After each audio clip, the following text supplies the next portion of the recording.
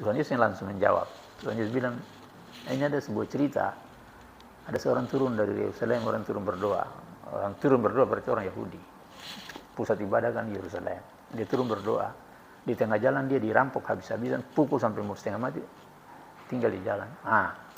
Dia cerita tentang orang ini yang pulang ibadah.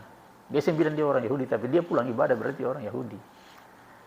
Orang Yahudi menurut Ketumpung ini di materi dia bilang orang Yahudi dan orang Samaria itu tidak berbaikan. Karena apa? Tahun 722 itu Israel Utara hancur. Lalu politik Babel kasih masuk itu orang-orang dari luar di sana, lalu orang yang tinggal situ sekalian campur. Dong yang asli Yahudi, sebab campur dengan orang-orang dari luar. Karena itu orang Yahudi bilang dong pun rasis yang asli. Dong yang masuk dalam garis keselamatan. Israel Selatan ini yang orang-orang dong yang mau. Jadi dong selalu bermusuhan. Juga waktu Yesus di sumur Yakub itu ada orang Samaria yang datang mau timba air itu. Itu jarang itu bisa, kan dia tanya pada Yesus, kan orang Samaria dan orang Yahudi tidak berbaikan, kenapa Tuhan minta air saya? Itu.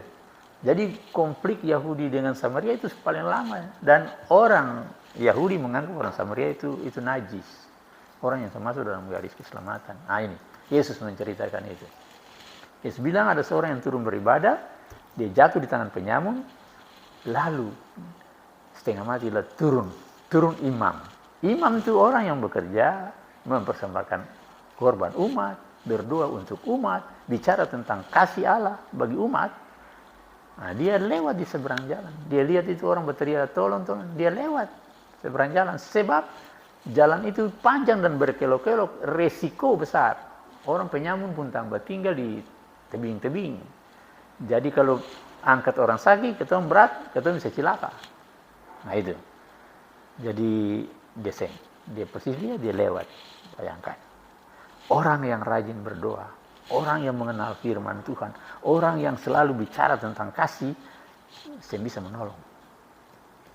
Orang Samaria yang tadi betul bilang, cerita ini mau menggambarkan bahwa kadang-kadang kita rajin berdoa, kadang-kadang kita rajin baca Alkitab, kadang-kadang kita rajin gereja, tapi mempraktekkan itu di dalam kehidupan menolong orang itu gampang.